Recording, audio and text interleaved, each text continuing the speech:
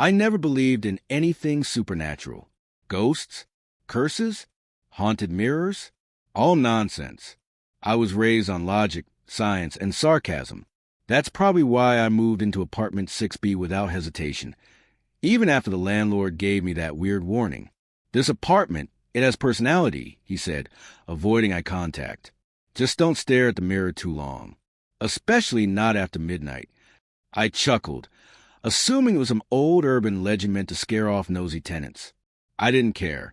The place was cheap, clean enough, and close to work. That was all that mattered to me.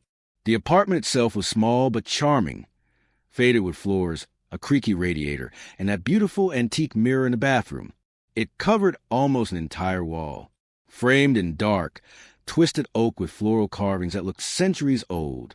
I loved it instantly, not because of any mystery, but because it made the cramped bathroom look double its size. The first week was uneventful. I unpacked boxes, decorated the walls with old film posters, and made the space feel like home. I'd wake up, brush my teeth in front of the mirror, maybe talk to myself a little while fixing my hair, like anyone else. But after a few days, I noticed something strange. It started subtly, the tiniest hesitation in the reflection. I'd blink, and it would blink back. But maybe a beat later? I couldn't tell if I was imagining it. Sleep deprivation, I figured. I was working back-to-back night shifts at the bookstore and getting barely 5 hours a night. Still, I started testing it. I'd wave, the reflection waved back. I'd make weird faces. It copied me every time. But there was something about the eyes that bothered me. They didn't look tired like mine. Didn't have the small stress wrinkle I'd developed above my left brow. They were clearer, focused, as if it was looking not at me, but into me. I brushed it off. Maybe I was spiraling. It happens, right? You spend too much time alone, you start seeing things, hearing things. But the weirdness didn't stop.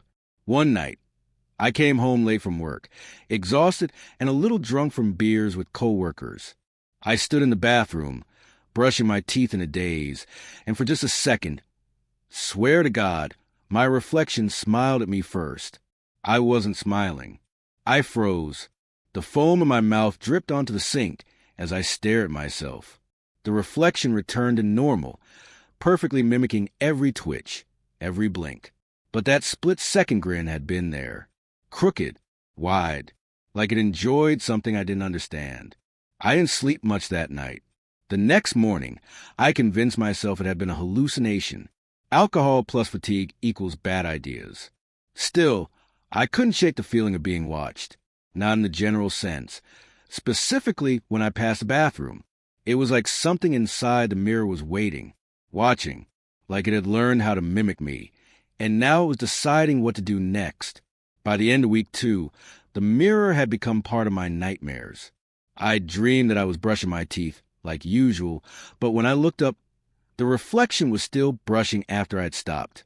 And when I moved away, it would press its hands against the inside of the glass, as if trying to get out. Its eyes would follow me all the way to the door. And sometimes, just before I woke up in a cold sweat, it would whisper my name.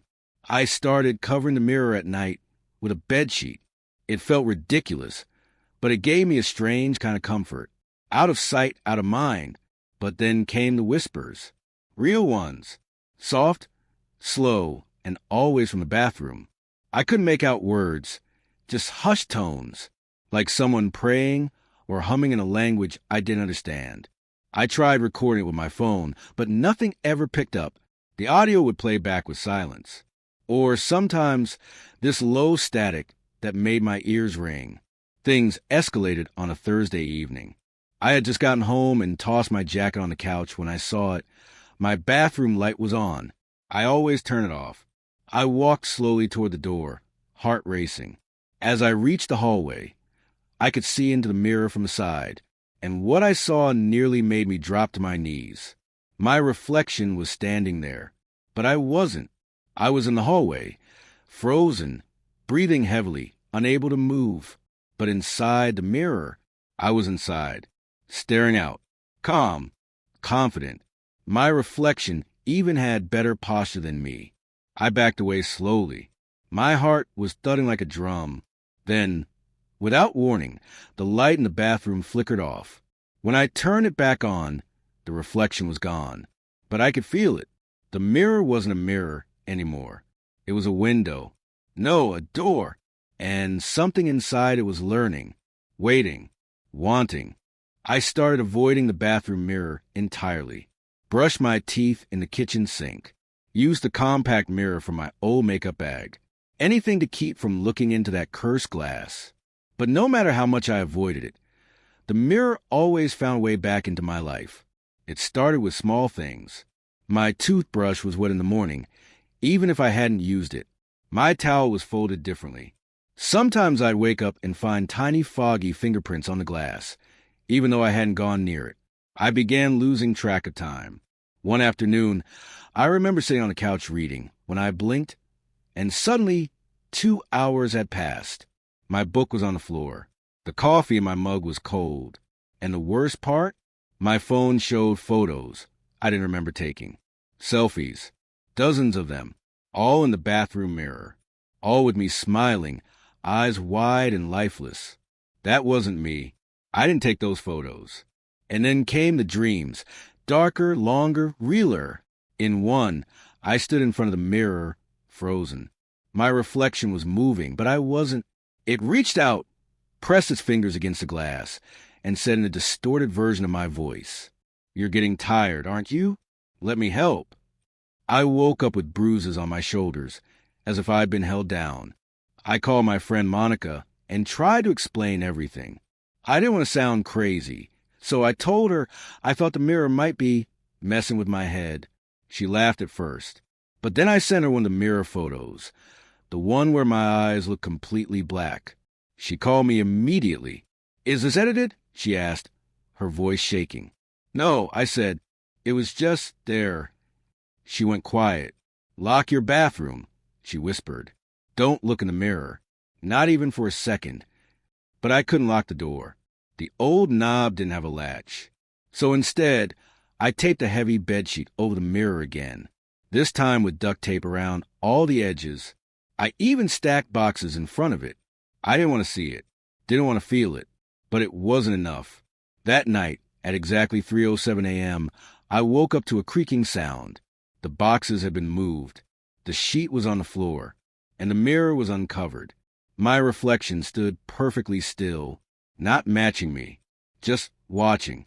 I got out of bed slowly and walked toward the bathroom door. My feet felt like lead. I told myself not to look, not to engage. But something pulled me forward, a force I can't explain. When I reached the doorway, the lights flickered. For a second, I caught a glimpse of myself in the mirror, except it wasn't me.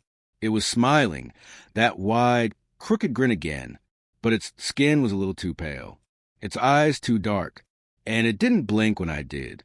I slammed the door shut and screamed. The next day, I decided I had to destroy the mirror. Enough was enough. I couldn't let this thing live in my home, rent-free, haunting my every moment. I grabbed a hammer and stood in front of the glass, heart pounding, hands trembling. "Let's see how you like it," I whispered. I swung with all my strength, but the mirror didn't crack, not even a scratch. I hit it again, and again, and again. Nothing. The glass didn't break. Instead, my reflection started smiling wider with every hit, like it enjoyed the rage, the desperation.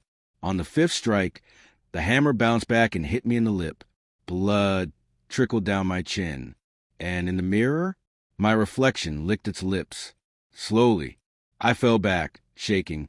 I tried covering it again, but it felt pointless now. The mirror wasn't just watching. It was learning. And every night, it grew bolder. Then came the worst part. I noticed a scar on my reflection's cheek one morning. A thin, curved line under the right eye. I didn't have that scar. But the next morning I did. It was faint at first, then deeper, like a cut healing backward. The mirror was becoming my reality, and I was starting to match it. I didn't feel like myself anymore. I'd forget words mid-sentence, look in the fridge, and see food I didn't remember buying. My clothes would be folded differently. I'd wake up in pajamas I hadn't worn to bed. It was taking over. Bit by bit, one night, I caught my reflection moving on its own, not just delayed, but independent. I had turned my head away, and out of the corner of my eye, I saw it keep staring forward. Its grin was gone. Now it looked determined. That's when I understood. This thing inside the mirror wasn't just imitating me. It was waiting for the right moment to replace me, and I was running out of time. I didn't sleep for 2 days. Every time I closed my eyes, I saw its face, my face, staring from behind the glass, smiling that lifeless grin. I stopped eating, stopped leaving the apartment, stopped answering calls. The reflection had changed me, but it wasn't just fear anymore. It was obsession. I had to know what it wanted. Why me? What was the purpose of that damn mirror? On the third night, I snapped. I dragged the mirror off the bathroom wall and took it to the living room. I set it upright against the far wall and sat across from it on the couch, like I was waiting for a showdown. I didn't blink. I didn't speak. I just stared. And so did it. Hour after hour, the reflection copied me perfectly, until 2:59 a.m. Then it blinked first, and smiled, and whispered, "Ready?" I couldn't speak. My throat closed up with terror, but my body moved. Not me. My reflection's movements started guiding mine. I stood. I walked closer. I raised my hand to glass without even realizing I was doing it. The surface began to ripple like water, and then it reached out. The reflection's hand passed through the glass and touched mine. It was cold, wet like ice, and inhuman. My entire body stiffened. It gripped my wrist, and that's when everything changed. I felt a pull like gravity reversing. My chest caved in, and my skin felt like it was peeling off. The world spun upside down, and the living room dimmed into an impossible darkness. I tried to scream, but no sound came out. Then silence. When I opened my eyes, I was standing inside the mirror. I could see my apartment, exactly as I had left it. Couch, shelves, coffee table, all the same. But now I was looking out, and sitting where I had once been was me, except it wasn't. The copy was smiling, blinking, stretching its arms like it had been freed from prison. It looked around the apartment, breathed in deep like it had finally come home. No! I screamed, pounding on the inside of the mirror. Let me out! But no one could hear me. No one ever would. I watched helplessly as the doppelganger, the reflection, picked up my phone, scrolled through messages, laughed at old photos. It was living my life now, and I was trapped behind the glass. The mirror world wasn't like ours. It was silent, colorless, a grayscale version of my apartment. I couldn't touch anything, couldn't eat, couldn't sleep, only watch. Days passed, or weeks. Time didn't feel real anymore.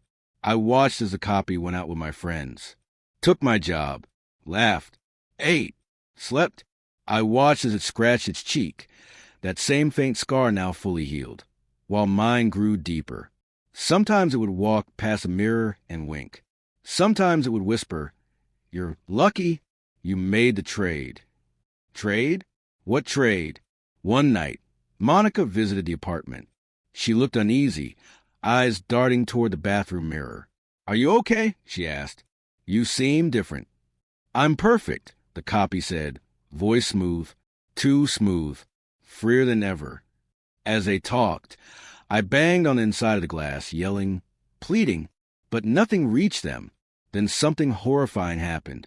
Monica looked toward the mirror, and for a split second, her face changed. She saw me, trapped. Her eyes widened. "Did you see that?" she asked. "In the mirror." The copy turned. She never finished her sentence. The next morning, she was found dead in her apartment. Mirror shattered, throat sliced, ruled a suicide. But I knew the truth. The copy wasn't going to let anyone else know. One by one, it began erasing anyone who noticed something was wrong. My coworkers stopped texting. My sister gone silent. All replaced, maybe, or worse. That's when I realized I wasn't the first. This thing had done it before, many times. And I wouldn't be the last night. Someone new moved into the apartment. A young guy, probably mid-20s, smiling, carrying boxes, playing music, normal, happy, and as he passed a mirror, the one now hanging in the hallway, I saw it happen. His reflection blinked first,